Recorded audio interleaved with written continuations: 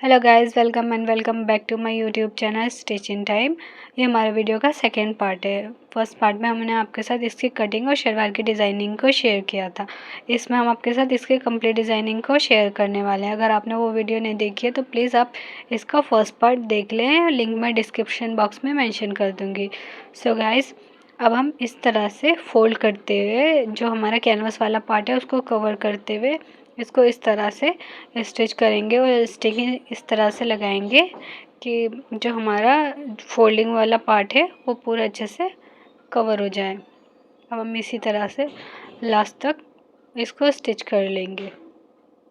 को लास्ट तक स्टिच करने के बाद हमने अपना पाँचा 9 इंचज़ का लिया था, तो इस तरह से हम 9 इंचज़ पर मार्क करेंगे और हमारी हाफ इंचज़ मार्जिन हो जाएगी। अब हम इस तरह से मार्किंग करते हुए हाफ इंच का मार्जिन लेते हुए इस तरह से पूरे को स्टिच कर देंगे। ये वाली स्टिचिंग हमें ध्यान से लगानी है क्योंकि हमें पाँचे वाले जो पार्ट है उसे एकदम इक्वल करते हुए रखना है और उसके बाद सिर्फ हाफ इंच का मार्जिन लेते हुए। देखिए गाइस, हमारा मार्जिन जो है वो हाफ इंच से ज़्यादा नहीं होना चाहिए और कम भी नहीं होना चाहिए। हाफ इंच का मार्जिन लेते हुए इसको पूरा स्टिच कर लेंगे। यहाँ तक जो हमारे मैनी वाला पार्ट है ना, यहाँ तक स्टिच करेंगे और उसके बाद घुमाते हुए दूसरे पाँचे से के साइड से रखते हुए स्टिच करेंगे।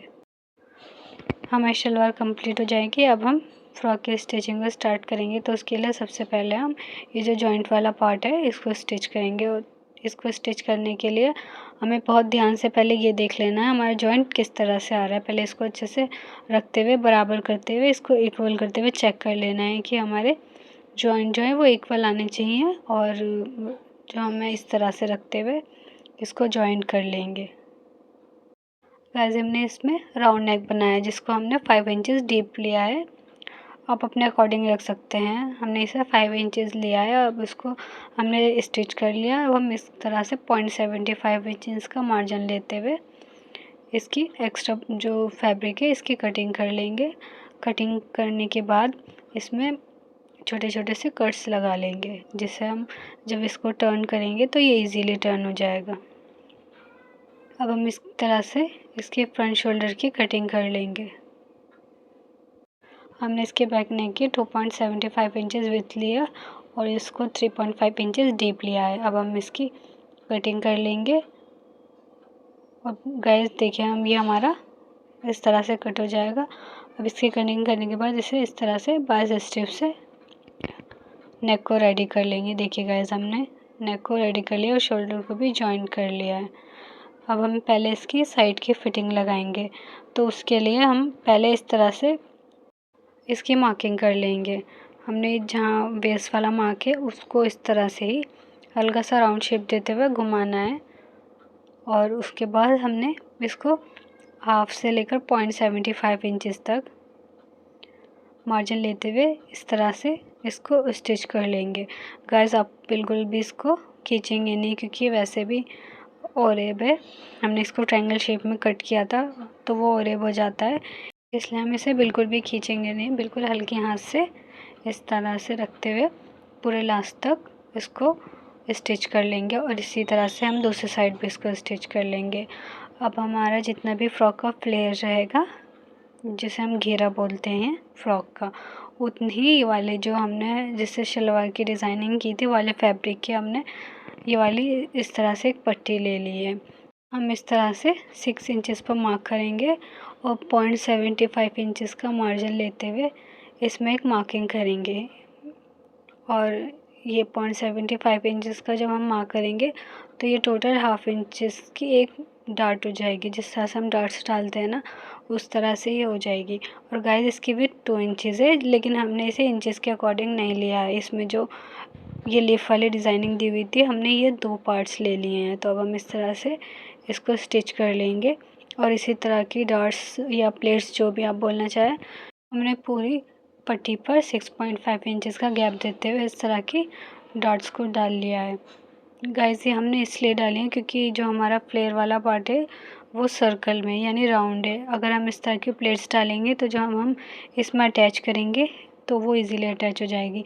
अब हम जो पट्टी वाला पार्ट है उसे भी रॉन्ग साइड रखेंगे इस तरह से और फ्लेयर वाला साइड जो हमारा है उसे भी रॉन्ग साइड रखते हुए पहले इस तरह से इसको स्टिच कर लेंगे। गाइस ये हमारा इस तरह से स्टिच होगा।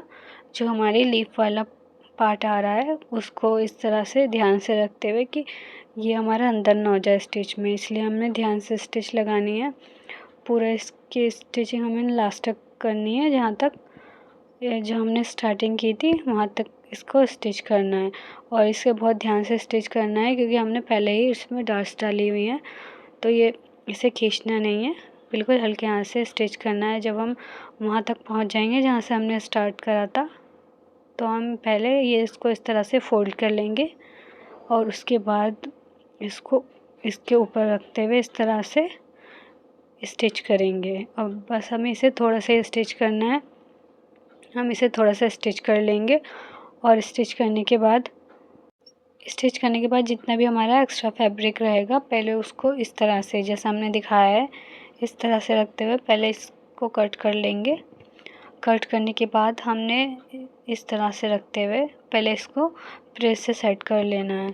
जब हम इसे प्रेस से सेट कर लेंगे तो जब हम इसको फोल्ड करके स्टिच करेंगे तो इसका लुक अच्छा आएगा और इसमें बिल्कुल भी सल नहीं आएंगे।